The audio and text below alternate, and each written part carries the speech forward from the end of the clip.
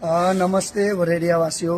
આજે જમાટી મસ્જિદની દિવાલ પર એક પંચાયતને ટાર્ગેટ કરતું અને પંચાયતના મનોબળને તોડતું, ગામના વિકાસના મનોબળને તોડતું એક અહીંયા એક શબ્બીર કાબલી લિફ્ટિંગ એમને બોર્ડ મારેલું છે કે કાયદાની જોગવાઈમાં ભ્રષ્ટ અને ગ્રાન્ટ ચાવ કરનાર સભ્યોએ અવિશ્વાસની દરખાસ્ત મૂકવાની કોઈ સત્તા નથી, જો ઉપર ફરિયાદ થશે શબ્બીર મુસા કાબલી। હવે આ બાબતનો જવાબ હું એકાંત સ્થળે જઈને આપીશ।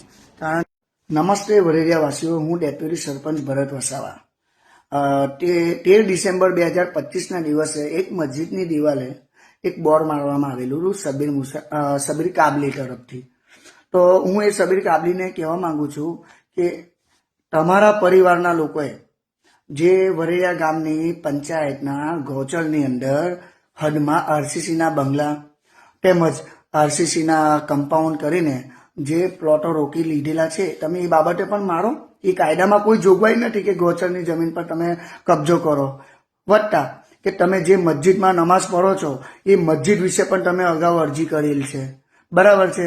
તમારા સગા સંબંધીઓએ, બરાબર છે, તમારા પરિવારના સંબંધીઓએ અહીંયા તમે જે મસ્જિદના જે પ્લોટ છે એની પર પણ તમે વર્ષોથી તમારા પરિવાર લોકોએ કબજો કરેલો હતો। હાલ એ વિવાદ પૂર્ણ થયો અને તમે પાછા આવા બધા બોર્ડ મારીને પંચાયત બોડીને ને બધું ટાર્ગેટ કરીને તમે ગામમાં વિવાદ કરવાનો પ્રયત્ન કરી રહેલા છે।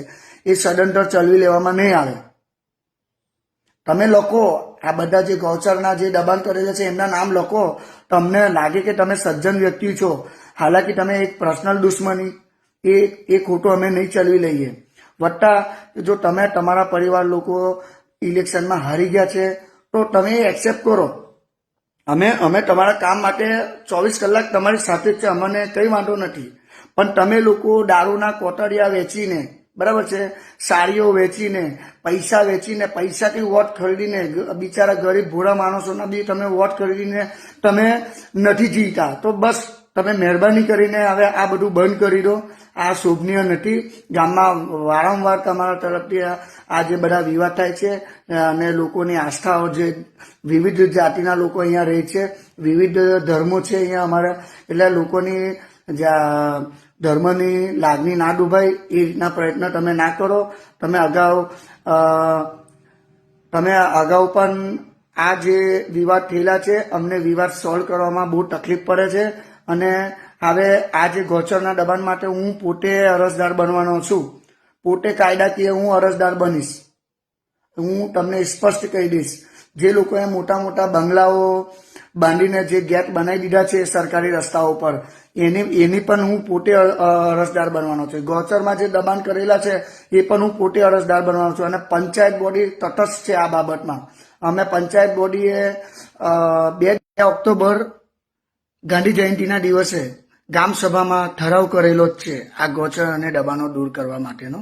એટલે પંચાયત પોતે અને હું ડેપ્યુટી સરપંચ, હું પોતે જ કાયદાકીય કાર્યવાહી તમારા પરિવારના સભ્યો અને દબાણ કરતા જે કંઈ બી લોકો છે એમના વિરુદ્ધમાં હું કરવાનો જ છું।